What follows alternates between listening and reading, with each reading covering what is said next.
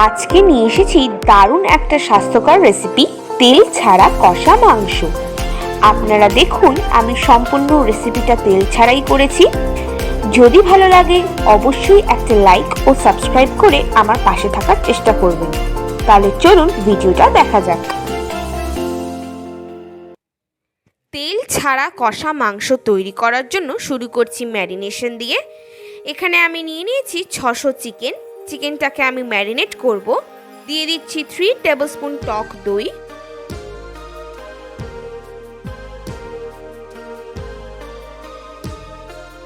গোলমরিচের গুঁড়ো 1 চামচ,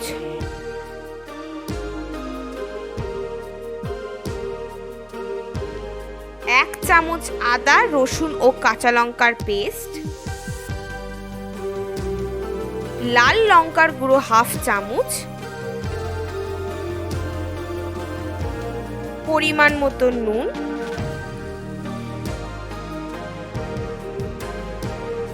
আর দিচ্ছি হলুদের গুঁড়ো 1/2 চামচ। এবারে এটাকে ম্যারিনেট করে 8 ঘন্টার জন্য রেখে দেব।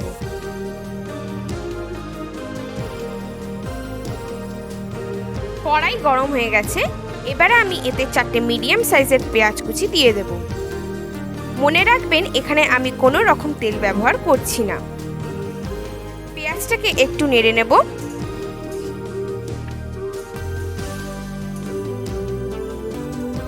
পেঁয়াজটাকে নেড়ে নেওয়ার পর দিয়ে দিচ্ছি 1 চামচ আদা রসুন ও কাঁচা লঙ্কা পেস্ট। তারপর অল্প গরম জল অ্যাড করে মশলাটাকে ভালো করে কষিয়ে নেব।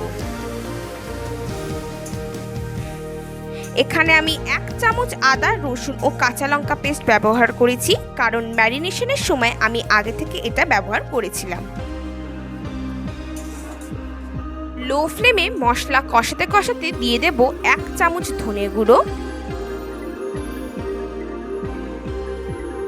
1 চামচ জিরের গুঁড়ো, হলুদ গুঁড়ো 1/2 চামচ, 1/2 চামচ লঙ্কার গুঁড়ো, আর দিচ্ছি পরিমাণ মতো নুন। এবারে এই মশলাটাকে ভালো করে কষিয়ে নেব। মশলা কষানো হয়ে গেছে। এবারে আমি ম্যারিনেট করা মাংসটাকে অ্যাড করে দেব আর দিয়ে দেব 2টো তেজপাতা।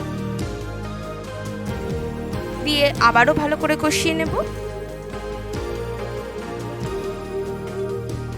তারপর এটাকে আমি 5 মিনিটের জন্য ঢাকা দিয়ে রেখে দেব। 5 মিনিট হয়ে গেছে। এটাকে আমি লো ফ্লেমে রেখে আবারও একটু ভালো করে কষিয়ে নেব। কষানোর পর দিয়ে দিচ্ছি কাজু বাদাম পেস্ট 2 টেবিলস্পুন,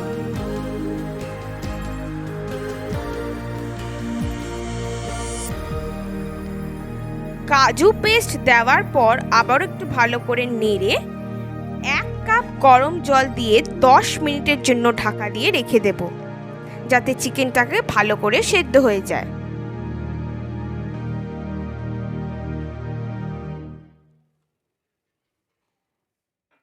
10 মিনিট হয়ে গেছে। সবশেষে দিয়ে দিচ্ছি 1/2 চামচ গরম মশলা গুঁড়ো। একটু নেড়ে নেব।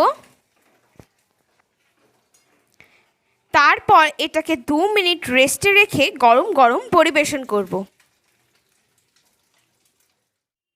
তৈরি হয়ে গেছে আমাদের আজকের রেসিপি, তেল ছাড়া কষা মাংস।